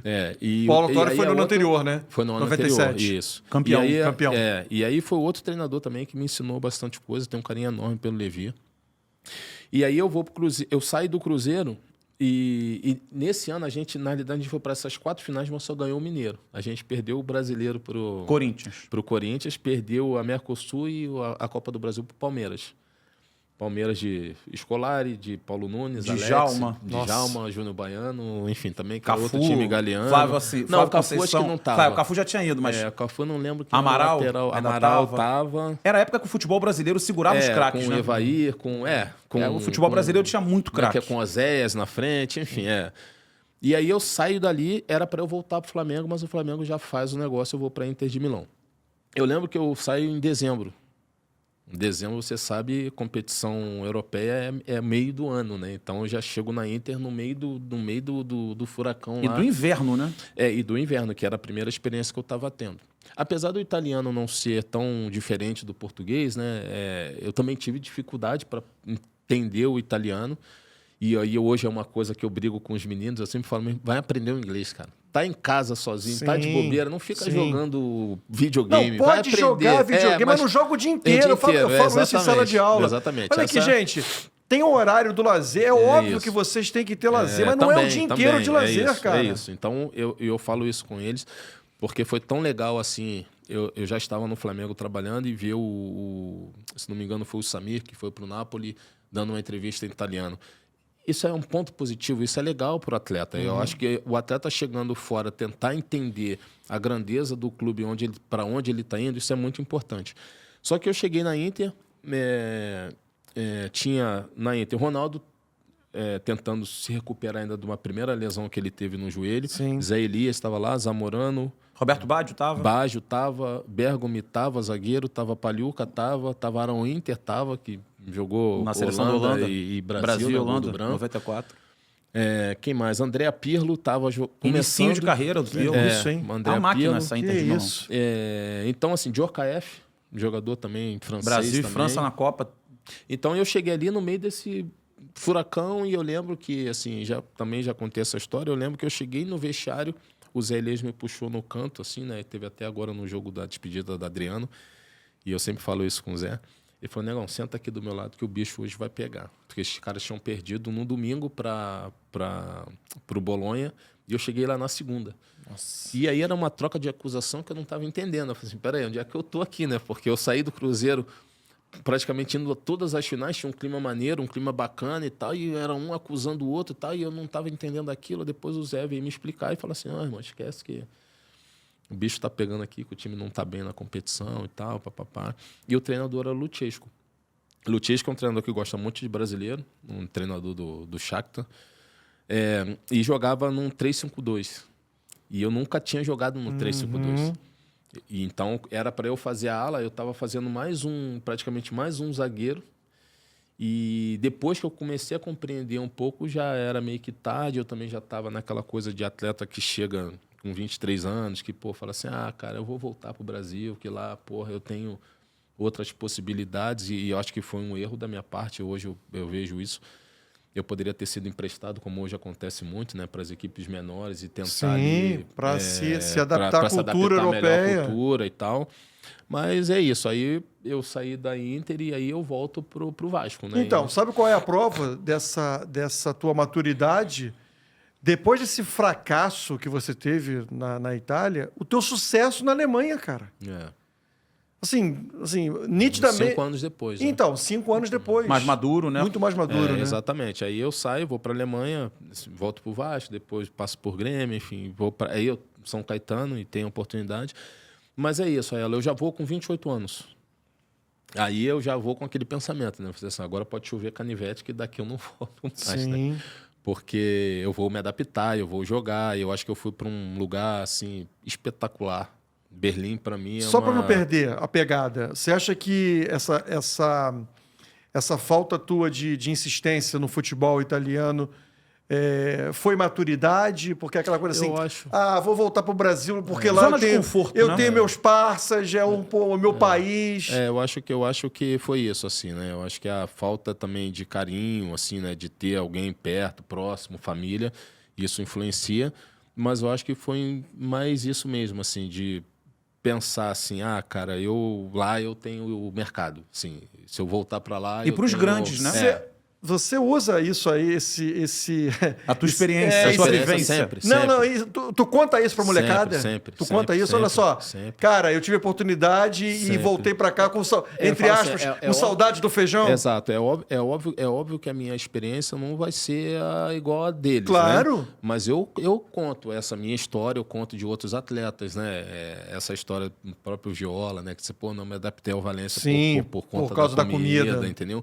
Então, isso tudo eu já tento passar para eles. É óbvio que hoje eles têm outra mentalidade. São mundo mais globalizado também. São agências de gerenciamento de carreira que conseguem fazer com que eles tenham um pensamento diferente. Mas a gente ainda tem muito atleta que ainda não consegue entender o real papel dessas agências, desses empresários. Então, eu sempre tento passar isso para eles, essas experiências. Cara, vai aprender um inglês, vai fazer uma coisa diferente. Pô, não é só você viver disso, ou viver do funk, ou viver disso. Vai tentar ouvir outras coisas. Vai ao teatro, vai ao cinema, assiste esse filme e tal. Porque eu acho que isso expande um pouco o pensamento a ela. Claro. E eu acho que até para adaptação deles... Pô, tu chega em Milão, cara. É brincadeira, o centro da moda. Você tem que entender para onde você está indo, você tá, cara. E eu, por exemplo, quando fui para a Alemanha, eu fui com um pouco de medo, por conta da história da Alemanha, a história de nazismo e tal. E por incrível que pareça, eu fui super bem recebido pelos caras. E aí eu falo da minha adaptação, da adaptação rápida, de eu conseguir, de repente, me comunicar com os caras por isso, porque eu fui achando que era uma coisa e cheguei lá, os caras me receberam super bem, eu morando numa cidade, espetacular, que é Berlim, né? Assim, cosmopolita, você encontra tudo em Berlim. Você tem italiano, você tem francês, você tem árabe, você tem brasileiro, você encontra de tudo. E eu acho que a adaptação para mim foi boa. Eu estava numa equipe que não era uma equipe top como o Bayern de Munique, como o Borussia Dortmund, mas era a equipe da capital. E ali, assim, eu me senti valorizado, assim, pelas pessoas, eu me senti super bem recebido. E aí foram 4 temporadas ali muito bem, mas era uma coisa que já estava me cansando, porque eu sabia que não ia conseguir chegar a título nenhum ali. Era esse ponto, Gilberto, que eu queria falar contigo, porque o Gabigol deu uma entrevista, né, num podcast que ele falou sobre ir para um clube médio ou pequeno na Europa. Para ir para lá, é melhor ficar no Flamengo, num Botafogo, num Grêmio, num Inter e ser campeão aqui no Brasil. Entre ir para lá e ficar 4 anos no Hertha Berlim, que era um time que não disputava título. Sim. Você não chegou, de repente, mais longe, uma quarta de final da Copa da Alemanha, ganhar o Campeonato Alemão, a Bundesliga, era impossível. Como é que você encara essa entrevista, tendo vivido essa questão toda, né, essa opinião que o Gabigol deu, depois o Romário corroborou, de jogar lá para só cumprir tabela, jogo na Europa, ou jogar aqui para ser ídolo campeão? Tem melhor caminho? Porque é muita visão de quem está dando a entrevista, né? Porque, por exemplo, o Gabigol, é óbvio, com o salário que ele ganhar no Flamengo, é óbvio que é mais fácil ficar no Flamengo. Financeiramente falando, claro, não perdia nada. O Romário também. Quando o Romário volta, é óbvio que é mais fácil voltar do que pega um jogador lá. que tem um salário médio aqui no Brasil. Que precisa... aí eu falo, são escolhas. Cada realidade vai dizer muito, né? É diferente, são escolhas. E a minha, naquele momento, era essa, assim. Eu queria, por exemplo, viver o sonho de jogar na Europa. Eu acho que eu consegui, eu acho que eu fui, assim, se for pegar hoje, botar minha vida agora de trás para frente, eu acho que eu fui um cara bem sucedido naquilo nas minhas escolhas. Claro. Eu fui feliz na Alemanha, eu conheci outros países através dessa possibilidade de estar jogando ali na Alemanha. Então, Sofreu racismo lá, Gilberto? Aiello. Ou então, assim... Ouviu história? Cara, não digo aquele escancarado, mas, de certa Aquele maneira... olhar estranho. Assim, no dia a dia, na minha rotina, no dia a dia, no clube e tal, eu não senti nada. Nada. Nem na Alemanha, nem na Itália, nem na Tinha Inglaterra. muito negro no time? Na Itália, sim. Tinha muito negro no time? Tinha o Samba, que era Christophe Samba, que era do Congo, zagueiro. Depois foi Pra Inglaterra. Na Inglaterra também, entendeu? Então, hoje eu falo com a esposa, porque eles separaram, a esposa me liga, o filho dele está jogando hoje no Manchester City e me pergunta algumas coisas e tal, a gente tem um contato, mas eu não sofri nada na Alemanha. Mas na Itália, sim? Na Itália eu sentia um pouco velado. mais velado, mas sentia. O olhar você estranho. chegar num restaurante, por exemplo, sentar à mesa e você demorar para ser atendido, por exemplo. Sabe? De você sentar ali e você ver na cara ali do garçom ali, talvez que você não seja uma pessoa... Entendi. O que esse cara tá fazendo aqui? E olha que o Gilberto tinha condições de ir nos melhores restaurantes de Milão, né? Isso. Imagina o Gilberto na Itália não conseguindo ir naquele restaurante de um padrão maior, né? Mas isso eu falo também, converso com alguns meninos lá, mas isso também não me fez parar, obviamente, porque assim, você... Aqui a gente já sofria também, então Sim, é uma coisa verdade. assim que a gente acostuma. Eu sempre falo isso. Antes do Gilberto, jogador do Flamengo, você ia no banco resolver alguma coisa, aquela porta travava umas 15 vezes. Você entrava... Detector de metais. Detector de metal. O cara travava a porta. E quando você vira jogador do Flamengo, é o gerente chamando para tomar café. Pô, vem tomar um cafezinho e tal. Não precisa enfrentar essa fila não, vamos lá comigo e tal. E isso é uma coisa que eu não consigo fazer também. Eu hoje enfrento fila. Enfrento fila. O cara olha assim e fala assim, pô, mas tu vai enfrentar fila? Pô, passa aqui. Eu falo, não, meu irmão, eu vou enfrentar fila. Se eu tô tendo que enfrentar a fila para fazer esse pagamento, eu vou ficar aqui, não adianta tu me chamar para tomar um café, vai por aqui, que isso não vai rolar comigo. Então, eu sou muito justo em relação a isso, entendeu, ela? Comigo não tem essa conversa, porque eu sei da dificuldade que eu passava quando eu estava na fila e que eu via... o cliente sair da fila e lá, e passar, eu falo assim, o cara tá passando na frente de todo mundo, então eu não dou nem essa oportunidade. Então, assim, mas eu na Alemanha e na Itália eu acho que eu senti um pouco mais, mas uma coisa, assim, não me fez parar, mas na Alemanha... Nessa caminhada toda, né, Aiello, do Gilberto, Inglaterra, Tottenham, Hertha Berlim e também Inter de Milão, e as voltas ao Brasil, tem a seleção brasileira e assim, numa época de Roberto Carlos na lateral esquerda, Michel Bastos, você conseguiu... Tu nasceu na época errada, hein, cara? Se bem que agora, né, fosse o Gilberto lateral esquerdo de hoje em dia, com todo respeito aos laterais da época, fácil. Teria uma tranquilidade maior para ser convocado. Meia dúzia, braçadeira. Pô, tá e doido. assim, você conseguiu algo que assim era meio que inimaginável, né, muito difícil. Porque uma vaga era do Roberto, né? Enquanto o Roberto Carlos foi de seleção brasileira, para ir para a Copa era ele e o outro tinha que ir para acompanhar. Queria que você falasse um pouquinho dessas duas Copas do Mundo, 2006 e 2010, e até dentro dessa pergunta, até para ampliar, para já você dar a resposta completa. 2006, um clima maior de oba-oba e farra, primeira Copa pós-título, né? Até porque 2002 foi campeão. E 2010 com o Dunga, tudo que abriu as portas para a farra de 2006, deixa eu fechar aqui a porta de 2010, que é na linha dura. Conta pra gente essas duas Copas. Então, assim, a primeira convocação foi em 2003, né? Tava ainda no Grêmio e tal, e fiquei até 2010 nessas idas e vindas, né? Eu lembro que eu tinha sido convocado para a seleção, para a disputa da Copa América 2004, e num treino em São Caetano eu acabei sentindo um lance bobo, um ligamento do joelho, e tive que ser cortado. E aí eu lembro que na época o Dr. Runco ligando para saber como é que você tá e tal, vai ter convocação, teu nome tá aqui, é uma possibilidade e tal, como é que você tá aí? Eu falei, pô, doutor, senti e tal. Ele falou assim, meu filho, então é melhor você nem vir e você esperar uma próxima. Aquilo assim bateu, doeu, né, assim um pouco, porque eu tava uma expectativa muito grande de vestir a camisa da seleção brasileira e acabou não rolando. E aí depois, em 2005, Parreira convoca para Copa das Confederações, ele exclui... Rapidinho, eu tô pensando aqui agora, assim, acho que não é comum, não é comum acontecer o que aconteceu com você. Você não jogou em base Não, futebol de base não. Olha aí.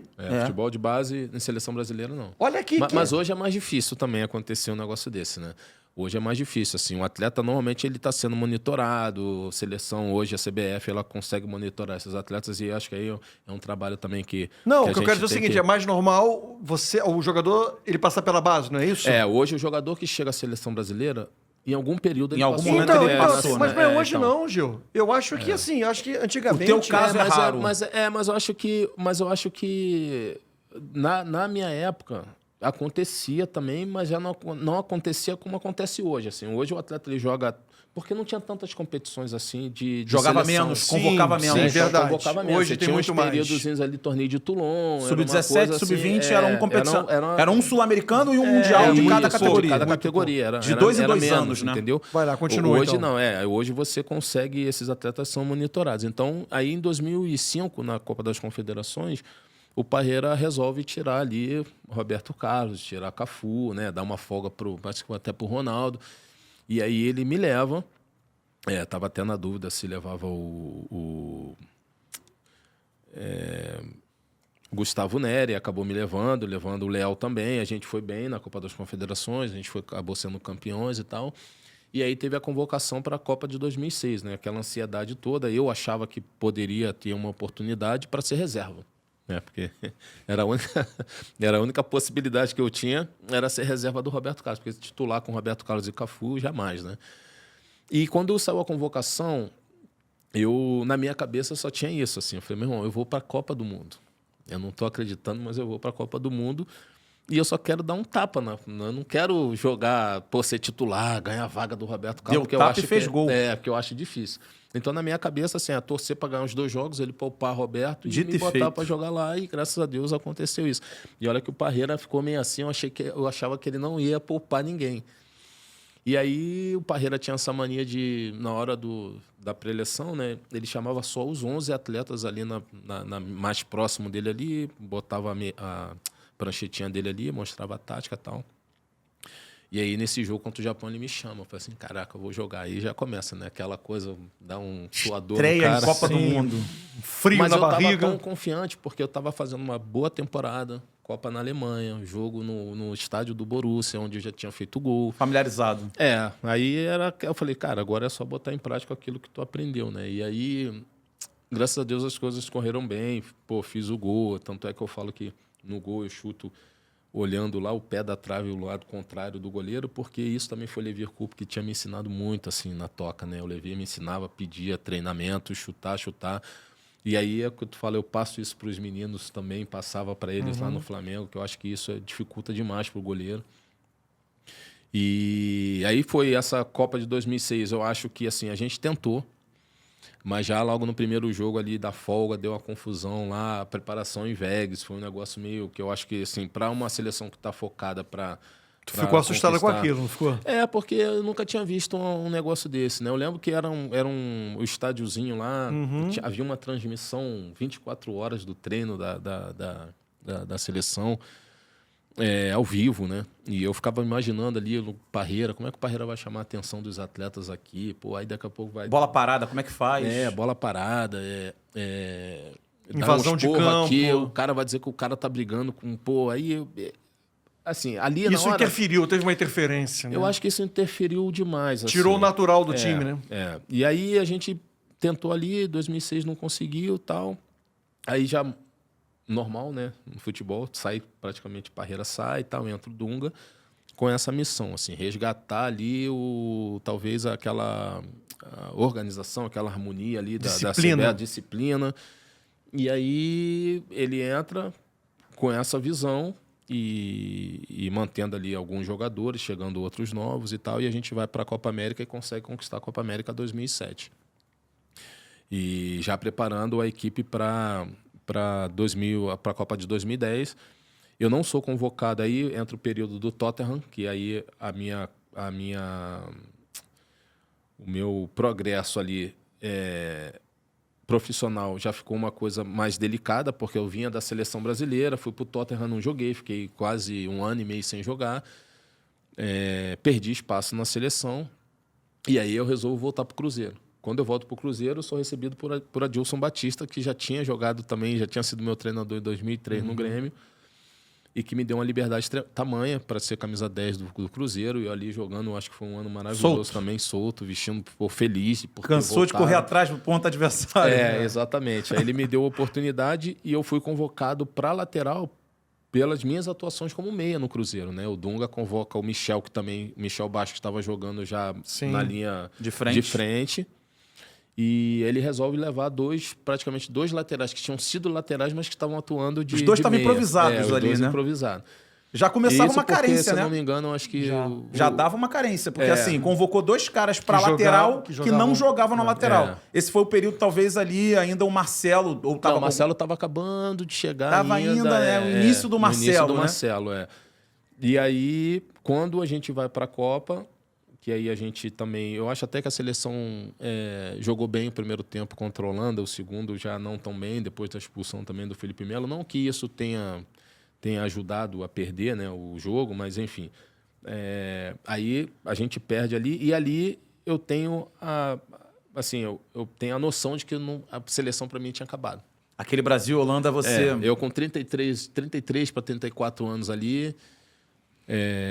eu lembro que a gente entrou no vestiário lá na hora de jantar, uma choradeira, todo mundo chorando, Júlio César, Lúcio, Juan, foi difícil. Foi um clima de velório? Foi um clima bem difícil. E aí ali eu parei para pensar, eu falei assim, daqui a 3 anos, 4 anos, tal, 37, lateral, esquece. Eu falei, agora a seleção não dá mais. Até porque para ir para de camisa 10, então era mais difícil ainda, né? Tinha Ronaldinho, Rivaldo. Aí a concorrência era absurda. Desleal. E aí aquilo ali já deu meio que um baque assim para eu já ir pensando na despedida, né? Assim, vou parar de jogar e tal. Aí eu ia parar de jogar em 2011, vestindo a camisa do Cruzeiro. E aí em 2012 o América Mineiro me chama porque era o ano de centenário, ele precisava de um nome lá e tal. O Alexandre Faria me liga. Aí eu falei, já estava morando em Minas. Eu falei, tá bom, tentar aqui colocar o América na primeira divisão. Aí eu não consegui. Aí eu falei assim, agora eu parei geral. Agora eu parei. E aí acho que foram esses anos assim de seleção que me fizeram assim muito, muito feliz, né? Por ter honrado, por ter vestido a camisa da seleção, por ter tido a oportunidade de estar representando o Brasil em 2 Copas do Mundo. Você já mencionou o nome dele aqui algumas vezes. Eu, de propósito, estou esperando passar o tempo, mas quero saber de você aqui agora. Felipe Luiz, é isso tudo mesmo? Ou seja, foi, entre aspas, teu funcionário, né? Não, nós éramos companheiros de trabalho, né? Sim, mas ele chamava você de seu Gilberto ou não? Não, não era seu patrão, Gilberto, não, porque não, você estava... Não, hierarquicamente você... Ele era técnico do Sub-17. Não, e depois ele foi pro Sub-20. Nesse processo do clube, sim. Então, nesse processo do clube. Quando ele te chamava lá de seu Gilberto, você conseguia perceber como é que foi a relação... O que dá para falar de Felipe Luiz como treinador? Eu acho que o Felipe, e eu já tinha dito isso até para o Marcinho, que é auxiliar dele, o Márcio Torres, que eu tenho um carinho enorme. Eu acho que o Felipe vai ser um grande treinador de futebol profissional. Grande treinador de futebol profissional. Ele tem um cara que trabalha com ele, que é o Ivan Polan, que é um cara que é um estudioso. A gente às vezes fazia viagens de ônibus, 1 a 2 horas, o cara vivia ali fuçando, revirando o esquema tático das equipes e tal, e é um cara que é um braço direito dele, que é um cara de confiança dele, que eu acho que é um cara que é um estudioso de futebol. Ele leva o Márcio Torres, que é um cara que só tem 16 anos de Flamengo, então é um cara que conhece o Flamengo como ninguém, e leva o Daniel Alegria, que era um auxiliar, foi auxiliar dele no Sub-17 também, e que ele acabou levando para cima também, que é um cara também que é estudioso. Então, assim, eu acho que tem tudo para dar certo, Aião. Tem tudo para dar certo. Só que futebol, você sabe que não é a bola tem que entrar. E não é tão simples assim. Ele pegou um Flamengo ali numa situação que eu acho que eu achava que poderia render um pouco mais com o Tite, né? Que era um treinador que também tem um carinho enorme. Ele, o Kleber, enfim, César Sampaio, eu achava que a coisa poderia fluir. Mas eu acho que O planejamento talvez não tenha sido... Eu agora talvez possa até falar um pouco melhor, talvez mais tranquilo, né? Talvez não tenha sido, porque você sai de um treinador que foi Jesus, né? Jorge Jesus, em que ele mudou um pouco o olhar, né, do futebol brasileiro, com essa questão de poupar atleta, com a questão de jogar praticamente com o mesmo time ali, vários jogos seguidos. A gente tinha muito essa coisa de reclamar, né, por conta do calendário. O Tite batia muito nessa coisa do calendário. Eu acho que isso meio que virou um conflito, né, do torcedor. Criou um desgaste. E ali eu acho que criou um desgaste, porque o torcedor vendo um treinador que chegou aqui, que falava assim, não, meus jogadores vão jogar e só tem os domingos para descansar, e ao mesmo tempo a fala do Tite dizendo que, pô, não, o calendário, eu não consigo e tal, e eu acho que isso virou um conflito. E o Felipe acaba entrando ali na saída do Tite, já meio que mais para o final da Copa do Brasil, e consegue fazer com que os atletas comprassem a ideia dele, e foram atletas que jogaram com ele por um período muito grande, e consegue vencer. Ficou aquela coisa ali, talvez, na eleição do BAP, de repente, tirá-lo, não, né, continuar com a permanência ali do Felipe ali no cargo. Mas eu acho que até que a escolha foi correta, né? Porque, pelo que o Felipe entregou nesse período, eu acho que a gente já nota que é um ex-atleta com uma capacidade muito grande, e isso eu não discutia isso com ninguém. A minha grande discussão era em relação ao processo dentro do clube, e que mudou também. Então, algumas coisas mudaram no clube. O Luiz Carlos, obviamente, que era o gerente da base, ele sai e entra o Carlos Noval, e ali as coisas mudaram um pouco do perfil do que vinha sendo feito. Então, a minha grande discussão com o Felipe era essa. A gente às vezes batia um pouco de frente ali, mas não em relação à capacidade técnica que ele tinha, então, assim, que ele tem na realidade, né? Então, ele hoje trabalha com algumas pessoas, até falar para o próprio Diogo Linhares, que é o preparador físico também, que já passou pelo Flamengo. Perfeito. Então, são pessoas que são, assim, capacitadas para estarem ali. Eu acho que vai dar certo, né? É óbvio que futebol, ainda mais Flamengo, você precisa de vitória, você precisa vencer, né? Você tem essa questão do próprio presidente dizer que tem que ganhar tudo, e isso também lá na frente talvez seja cobrado, ou não, se ganhar tudo, obviamente não vai ser cobrado. Então, acho que esse tipo de situação é que o Felipe começa a lidar, a entender um pouco mais com o futebol brasileiro, no futebol profissional. Na base, talvez nem tanto, mas no futebol profissional, com certeza, sim. Faz a última aí, Cadu. Até assim, eu vi numa partida Brasil e Argentina, você até deu uma entrevista, eu estava voltando na época de um jogo da eliminatória, a gente foi trabalhar nesse jogo, você dizendo que a seleção brasileira, o torcedor estava apoiando o Messi, e você teve, não sei se o privilégio, mas dá para dizer isso, de enfrentar o Messi e marcar o Messi. Queria que você falasse um pouquinho assim, o que você sentiu dessa responsabilidade, porque ele era ainda o ponta direita que trazia para o meio e você era o lateral esquerdo. Exato. Eu hoje posso dizer que eu considero o Messi o melhor jogador do mundo. Eu, Gilberto, brasileiro, acho o Messi o melhor jogador do mundo. Mas, obviamente, que isso não quer dizer que a torcida brasileira no Brasil e Argentina tenha que apoiar o Messi. É diferente. Então, a minha grande briga era essa, né? Porque você tá ali, você tá jogando talvez num Mineirão, no Maracanã, e a torcida tá apoiando a Argentina, não cabe.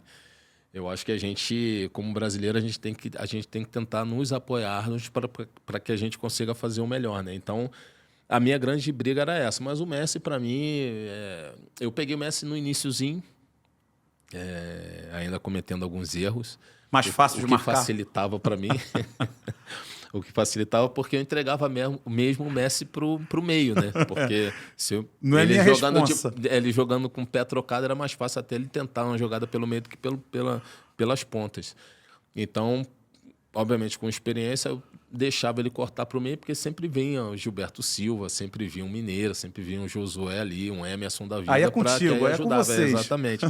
Mas realmente foi um jogador diferente desses esse meu percurso aí, tanto o Messi como o Cristiano Ronaldo, realmente. Eu não tive a oportunidade de jogar contra o Neymar, né? Então eu não posso nem dizer assim, foi bom. Difícil. Acho que talvez tenha sido até melhor. Mas eu acho que o Messi e o Cristiano Ronaldo realmente são jogadores que estão assim num patamar acima.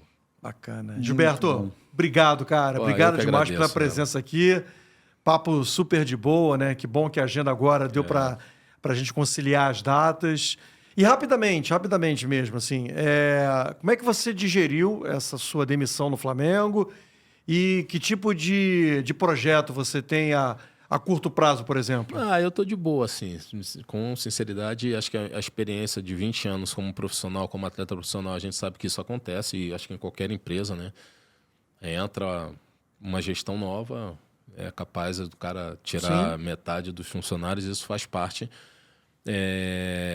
Eu, desde que parei de jogar, na minha ideia, eu gostaria de trabalhar nessa função como coordenador, né? Eu jamais pensei em estar ali naquela área técnica ali, porque acho que ser treinador de futebol é muito complicado. Eu sempre falo isso, todos os meus amigos que são treinadores hoje estão carecas, cabelo branco. Hipertensos. Estão hipertensos, tomando remédio, tá com um tique nervoso. Então, nessa função eu não quero estar de jeito nenhum, que é uma função difícil. Mas eu gosto de estar ali ao lado do cara, estar indicando, estar mostrando para ele, principalmente na base, né, Ela? Porque acho que tem muito treinador bom, mas que precisa de ajuda, que precisa de auxílio, precisa de suporte. Eu acho que dentro dessa função eu acho que eu consigo fazer. E aí é isso, assim, eu fui demitido tem praticamente uma semana. Eu não achava que fosse acontecer, né? Eu acho que primeiro pela história que tem com o clube também e pelo trabalho que foi desenvolvido, né? É óbvio que outras pessoas entram, outras pessoas têm ideias diferentes da tua, mas isso não quer dizer que você esteja fazendo a coisa errada. E agora é esperar, assim, eu estou aí aguardando, se tiver a oportunidade, vou voltar a trabalhar com o maior carinho, seja em qual clube for. E se não pintar também, tá de boa. Eu tô tendo mais tempo agora para poder participar, estar perto da família também. É isso. Que bom, que bom. Gilberto com a gente, bom demais, né, Cadu? Maravilhoso. Pena que passa rápido, tem muita história, tinha muita coisa para explorar. Mas aí a gente sempre diz o seguinte, guarda para uma segunda edição. Parte 2. Tem a parte 2. Porque eu quero saber a história, né? Porque ele foi no Vasco, não ficou, depois voltou pro Vasco. É verdade. Ele mesmo tinha dito que isso acontece no futebol e aconteceu com ele. Valeu, Gilberto. Obrigado, Valeu, gente. E aí, curtiu esse podcast Enquanto Manda? Então fala o seguinte, segue a gente aqui, né? Coloca aí o sininho para tocar e receber as nossas notificações. Curte a gente aqui no YouTube e também nas outras redes sociais. Em breve, mais um grande convidado aqui com a gente. Um abraço, galera!